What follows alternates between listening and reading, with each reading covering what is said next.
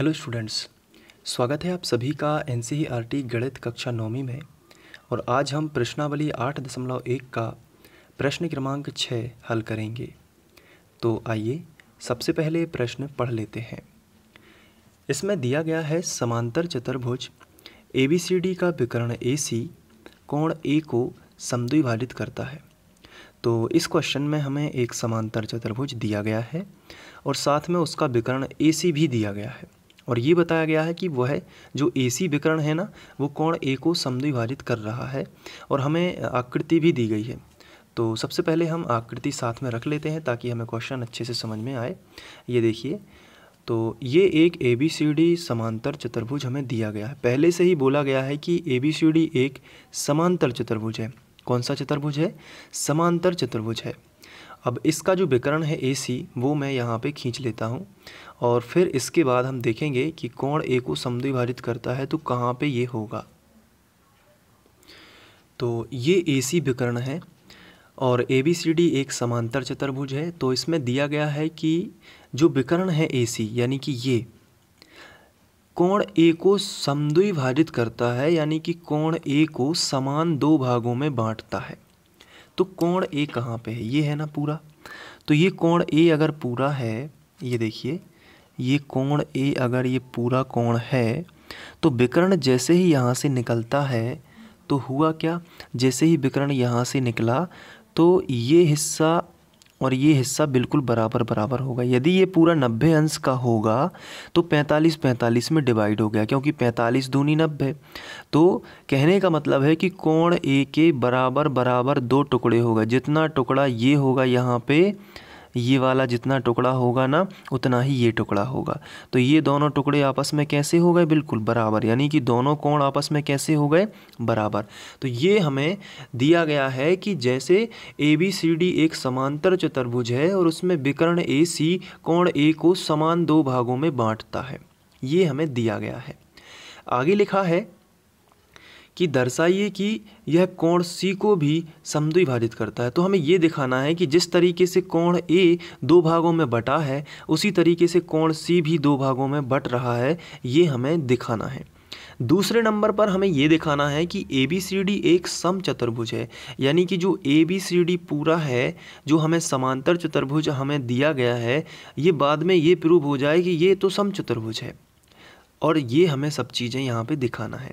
तो ये क्वेश्चन समझने में थोड़ा सा लंबा वीडियो हो सकता है, लेकिन अगर आप इसको बहुत अच्छे से समझेंगे तो कभी भी इसको हल कर पाएंगे। इसकी बेसिक सी मैं आपको ट्रिक दूंगा ताकि आप इसे आसानी से कभी भी, चाहे ये एग्ज़ाम में आ जाए तो भी इसे आप आसानी से हल कर पाएँ। तो बस थोड़ा सा धीरज रखना है और ये क्वेश्चन आप सीख जाएंगे, इसको हल करना आप सीख जाएंगे। तो चलिए स्टार्ट करते हैं। सबसे पहले तो जो हमें दिया होता है वो हम लिखते हैं। तो हम हेडिंग डालेंगे दिया है और इसमें हमें दिया गया है कि ABCD एक समांतर चतुर्भुज, जैसे कि आप देख सकते हैं। तो ये हम लिख लेते हैं। और दूसरा जो हमें दिया गया है कि विकर्ण AC कोण A को समद्विभाजित करता है। तो ये भी हमें दिया गया है। इसका सीधा सा जवाब ये होगा कि हमें विकर्ण जो AC है ये कोण A को समद्विभाजित करता है। तो सबसे पहले तो हम यही भाषा लिख लेते हैं कि विकर्ण AC कोण A को समद्विभाजित करता है।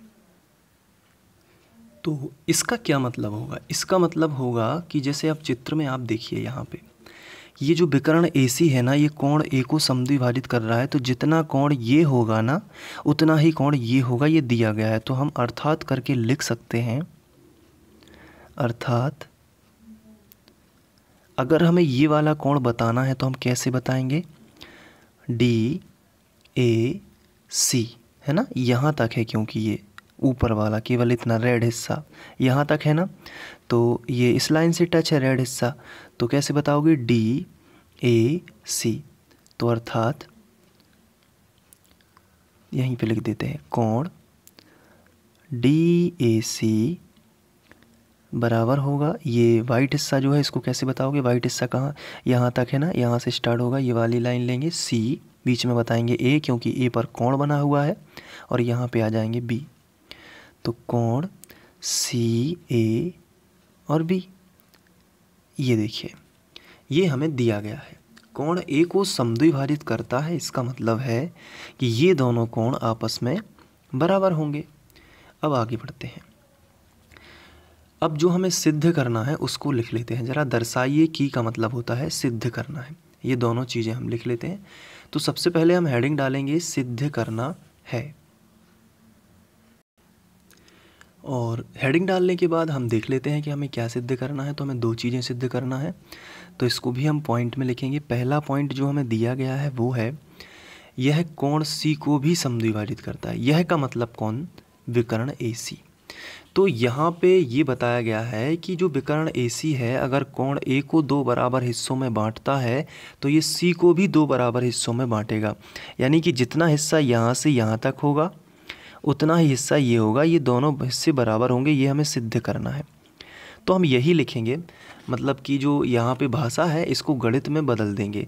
तो ये वाला कोण इसके बराबर हम लिख देते हैं, क्योंकि कोण C को समद्विभाजित करने का मतलब भी यही हुआ। तो लिखेंगे DCA कोण DCA बराबर है कोण ACB के, कोण ACB। तो कोण C दो हिस्सों में बट गया और दोनों हिस्से बराबर हैं, ये हमें सिद्ध करना है। दूसरा है कि ABCD एक समचतुर्भुज है, तो इसको हम ज्यों का त्यों लिखेंगे, क्योंकि समचतुर्भुज की शर्तें क्या होती हैं कि सभी भुजाएं बराबर हों और विकर्ण परस्पर समकोण पर समद्विभाजित करें। तो हम पता कर लेंगे कि वह एक समचतुर्भुज होगा, तो इसको भी हम सिद्ध करेंगे। फिलहाल तो हम इसको यहीं लिखेंगे और लिख देते हैं कि ABCD एक समचतुर्भुज है। तो ये सब हमने पूरा क्वेश्चन को देख के ही किया है और इसमें हमने ज़्यादा कुछ दिमाग भी नहीं लगाया है। लेकिन अब जो हम करेंगे उसमें आपको बड़े ध्यान से देखना है और कौन कौन सी चीज़ें इसमें आ रही हैं वो सब आपको यहाँ पे एक एक करके मैं बता रहा हूँ, तो आपको ध्यान रखना है। तो अब हम हेडिंग डाल लेते हैं उपपत्ति, और जो सिद्ध करने का पहला हिस्सा है कि कोण C को भी समद्विभाजित करेगा। इसका मतलब यहाँ पे देखिए, जो कोण C है ना इसको भी बराबर बराबर दो हिस्सों में बांटना है, ये सिद्ध करना है। तो पहले नंबर का हम सिद्ध करने वाले हैं। तो हम हेडिंग डाल देते हैं उपपत्ति,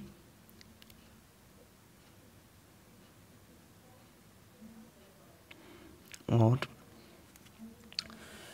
अब हमें चित्र को बड़े ध्यान से देखना है।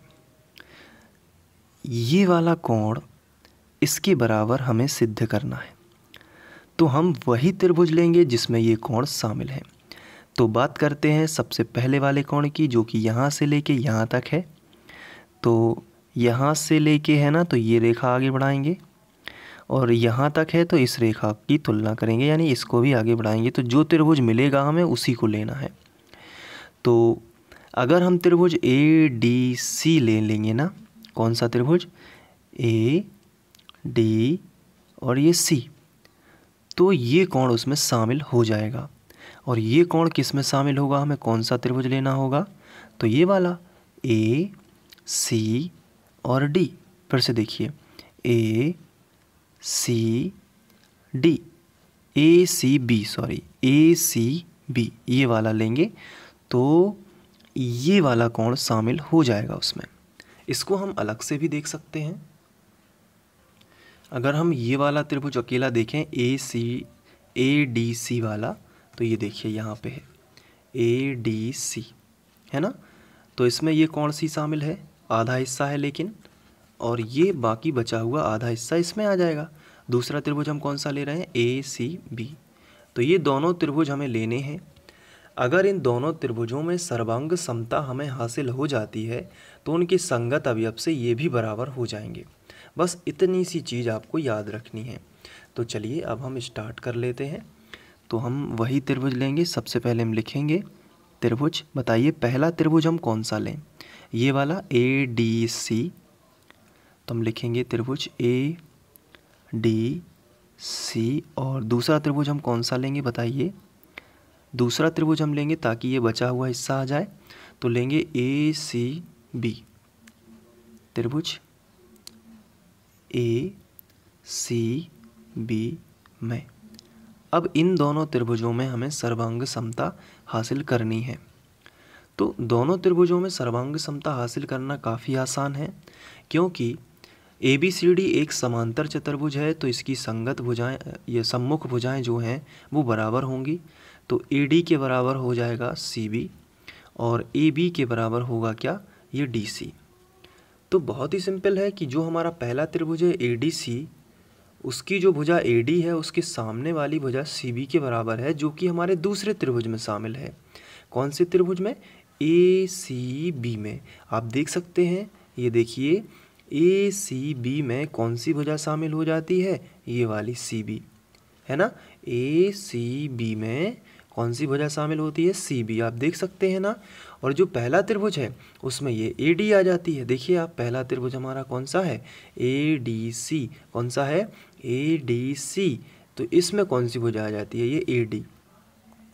तो हम यहाँ पे साफ साफ लिख सकते हैं कि जो AD है ये किसके बराबर होगी, AD जो है वो बराबर होगी CB के। और क्यों ये बराबर है, क्योंकि या चूंकि ABCD एक समांतर चतुर्भुज है। चूंकि ABCD, या यहाँ पे हम लिखेंगे चतुर्भुज ABCD एक समांतर चतुर्भुज है।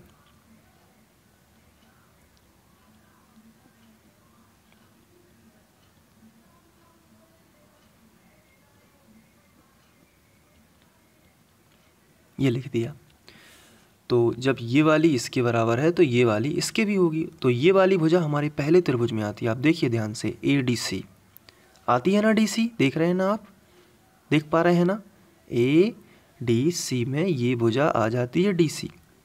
तो फिर से हमें इसका बेनिफिट मिल गया, DC एक और समानता हमें मिल गई। DC जो है वो किसके बराबर हो जाएगी, AB के बराबर। तो ये भी इसी के अनुसार है, तो इसको हम वही लिखेंगे जो ऊपर है, या हम इसको लिख सकते हैं कि दिया है।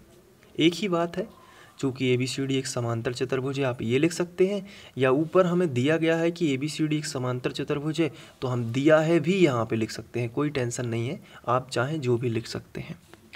इसके बाद जो AC भुजा है, ये तीसरी समानता और हमें चाहिए। तो तीसरी समानता यहाँ क्या मिलती है हमें, कि AC भुजा ये वाले त्रिभुज में भी है और AC इस वाले त्रिभुज में भी है।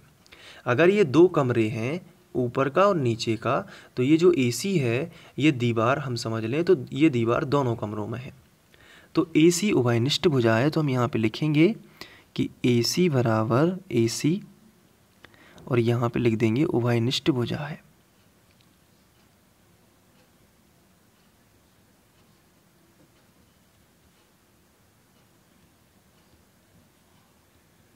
ये देखिए, तो AC दोनों में हो गया।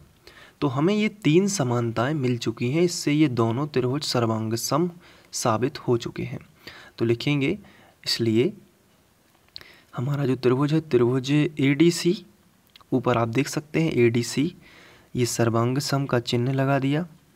त्रिभुज कौन से, ACB के सर्वांग सम है। और सर्वांग सम होने के लिए शर्त कौन सी लगी है, ये भी भुजा है, ये भी भुजा है और ये भी भुजा है, तो भुजा भुजा भुजा सर्वांग समता से। तो हमें यहाँ पे लिखेंगे भुजा भुजा भुजा सर्वांग समता से।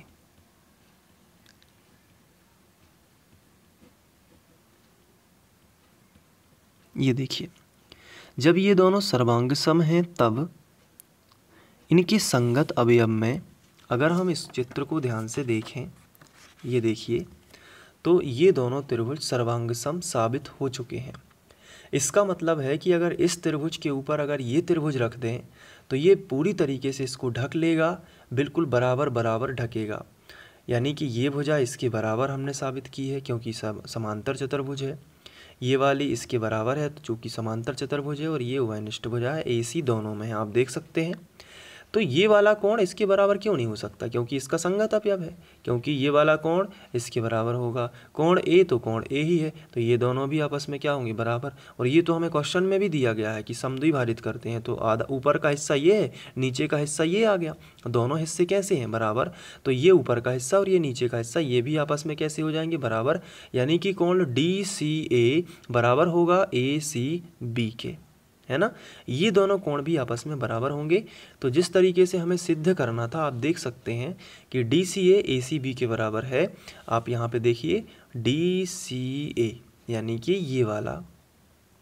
ये वाला इसके बराबर हो जाएगा ACB के, क्योंकि हमने दोनों त्रिभुजों में सर्वांग समता हासिल की है, इसलिए इनके संगत अवयव से यहाँ तक और फिर यहाँ से यहाँ तक ये दोनों कोण आपस में बराबर होंगे।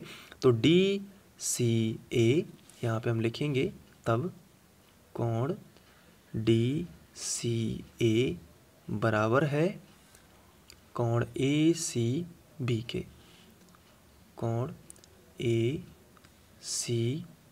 के। और इसके लिए हम लिखेंगे, ये दूसरा सिद्ध हो चुका है, तो हम लिखेंगे सबसे पहले तो कि सर्वांग सम त्रिभुज का ये संगत अवयव है, संगत अवयव, तो उससे हमने लिखा है ये। और इसमें हम नंबर 2 डाल के लिखेंगे कि नंबर 1 डाल के लिखेंगे, नंबर 1 है ये सिद्ध हुआ। और आप चाहें तो यहाँ पे उपपत्ति में भी जब हम यहाँ स्टार्ट करते हैं तो नंबर 1 आप लिख सकते हैं। अब हम बात करेंगे जो हमें दूसरे नंबर पर सिद्ध करना है, तो उसको एक बार हम देख लेते हैं क्वेश्चन में कि ABCD एक समचतुर्भुज है। तो समचतुर्भुज सिद्ध करना है, जो कि काफ़ी सिंपल है। आइए इसको हम अच्छे से समझते हैं। सबसे पहले हम हेडिंग डालेंगे दूसरा, और इसमें यहाँ पे यदि हम गौर से देखें तो हमें एक रचना करनी होगी। जब भी हमें समचतुर्भुज सिद्ध करना है तो हमें दोनों विकर्णों की ज़रूरत होती है। तो AC विकर्ण तो खिंचा है, BD और खींच लेते हैं, तो हम यहाँ पे रचना करेंगे और यहाँ पे हेडिंग डालेंगे रचना, कि विकर्ण BD खींचा जो AC को बिंदु O पर मिलता है। यहाँ पे BD जैसे ही खींचेंगे ना, इस तरीके से मैं खींच ही लेता हूँ, ये रखा स्केल,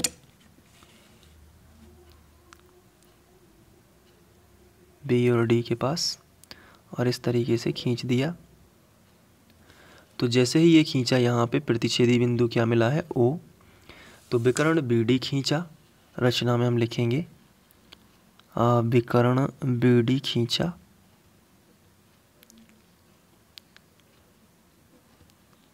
जब भी हमें समचतुर्भुज सिद्ध करना है तो हमें विकर्ण खींचना पड़ता है, दोनों विकर्ण। तो विकर्ण BD खींचा जो AC को O पर मिलता है।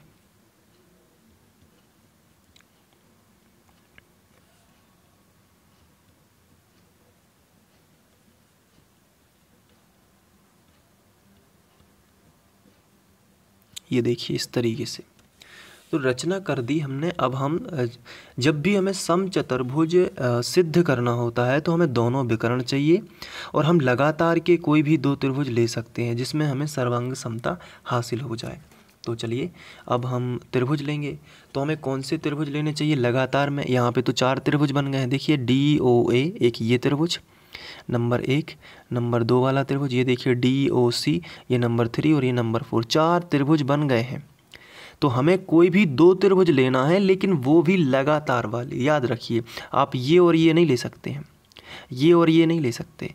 आप लगातार के 2 त्रिभुज कोई भी लीजिए, समचतुर्भुज सिद्ध हो जाएगा। लेकिन थोड़ा दिमाग से हमें वही त्रिभुज लेना है लगातार के जिसमें हमें कुछ दिया रखा हो। यहाँ पे ये कोण इसके बराबर है, तो हम ये दोनों ले सकते हैं, क्योंकि ये हमें पहले से ही दिया गया है कि विकर्ण AC कोण A को समद्विभाजित करता है। तो हम इसका इस्तेमाल कर सकते हैं सर्वांग समता की शर्तों में।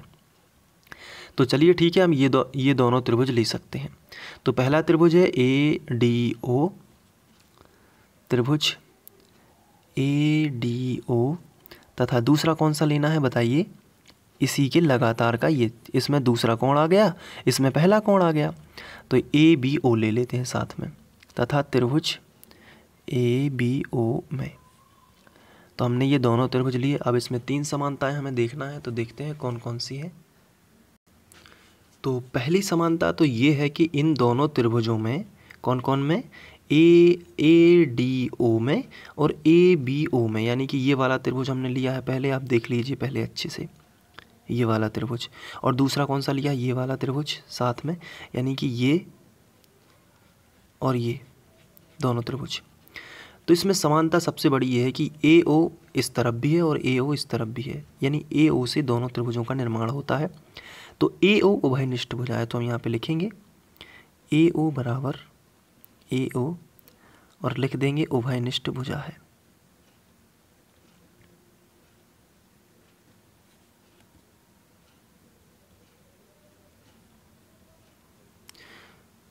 इसके बाद अब हम दूसरी समानता देखते हैं। तो दूसरी समानता क्या है, चूँकि यह एक समांतर चतुर्भुज है तो समांतर चतुर्भुज के विकर्ण परस्पर समद्विभाजित करते हैं। समद्विभाजित करने का मतलब होता है, जैसे यहाँ पे रफ में समझ लीजिए, अगर एक विकर्ण AC है तो BD इस तरीके से उसे प्रतिच्छेद करेगा कि AC के बराबर बराबर दो टुकड़े होंगे, यानी जितना ये होगा उतना ही टुकड़ा ये होगा। अगर प्रतिच्छेदी बिंदु O है तो AO OC के बराबर होगा, और खुद BD जिसने AC को काटा है वो भी, उसके भी दो टुकड़े हो जाते हैं, यानी कि जितना BO होगा ना उतना ही OD होगा। ये समांतर चतुर्भुज की खासियत होती है। तो ABCD एक समांतर चतुर्भुज है, हमें पहले से ही दिया गया है, तो हम कह सकते हैं कि AO OC के बराबर है और DO OB के बराबर है। तो DO हमारे पहले त्रिभुज में आता है और OB हमारे दूसरे त्रिभुज में आता है, OB आप देख सकते हैं। तो DO बराबर OB ये भी बराबर होंगे, तो हम यहाँ पे लिखेंगे कि DO बराबर OB और लिखेंगे समांतर चतुर्भुज के विकर्ण परस्पर समद्विभाजित करते हैं। तो ये हो गया यहाँ पे। इसके बाद ये वाला कोण इसके बराबर, ये हमें दिया गया है, तो हम लिख सकते हैं कि कोण DAC बराबर है कोण, ये वाला बताना है अब वाइट वाला, तो CAB, कोण CAB के, ये दोनों आपस में बराबर है। तो हम यहाँ पे लिखेंगे कि ये दिया है हमें, तो ये भुजा है, ये भी भुजा है, ये कोण है, तो ये दोनों त्रिभुज सर्वांग सम है, तो लिखेंगे इसलिए त्रिभुज ADO सर्वांग सम हो गए, और त्रिभुज कौन से, ABO के। और इसके लिए शर्त कौन सी लगी है, भुजा कोण भुजा, भुजा कोण भुजा सर्वांग समता से।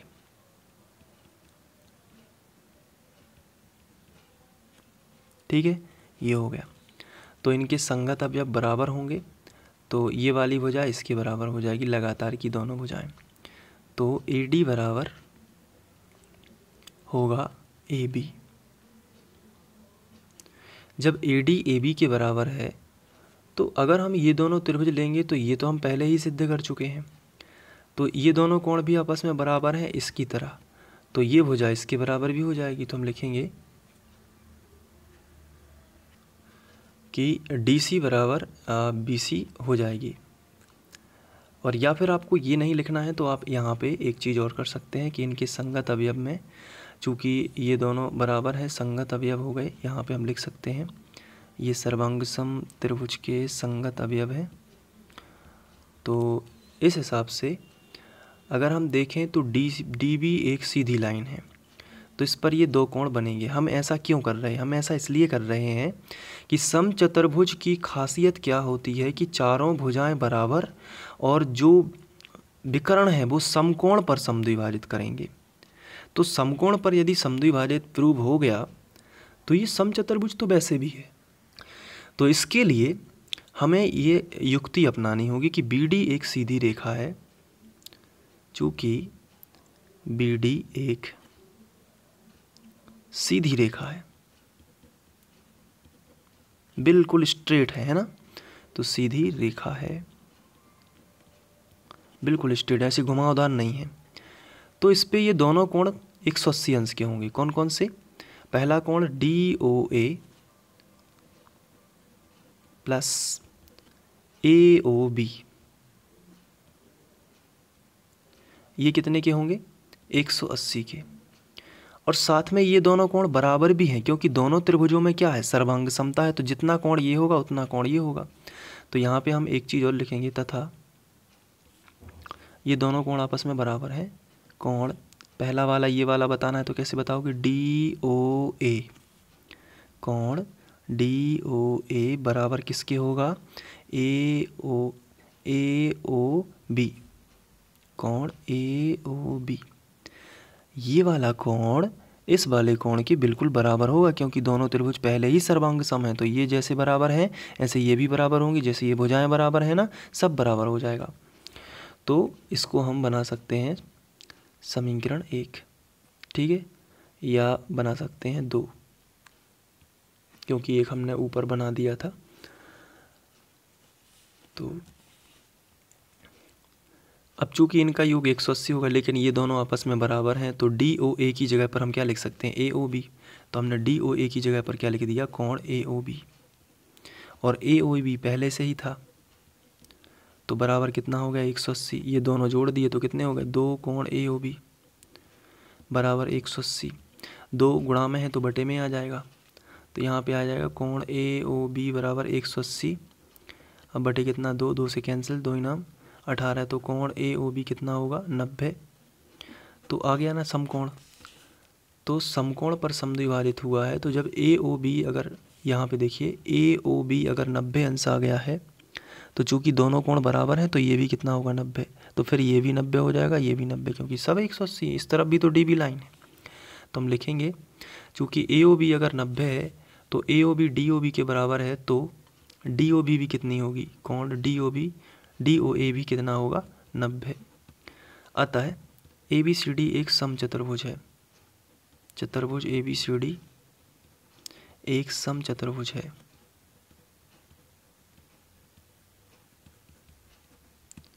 ये तीसरा बना देते हैं इसको और लिख देते हैं सिद्ध। तो पहला और तीसरा इसके आंसर होंगे। आप चाहें तो इसको नोट कर सकते हैं, इसके लिए मैं आपको स्क्रीनशॉट दे देता हूं, या आप वीडियो को पॉज करके इसे नोट कर सकते हैं।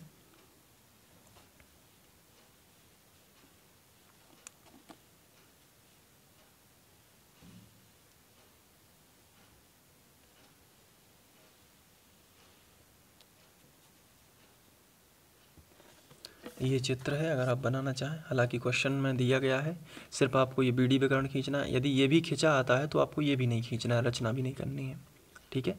Thank you.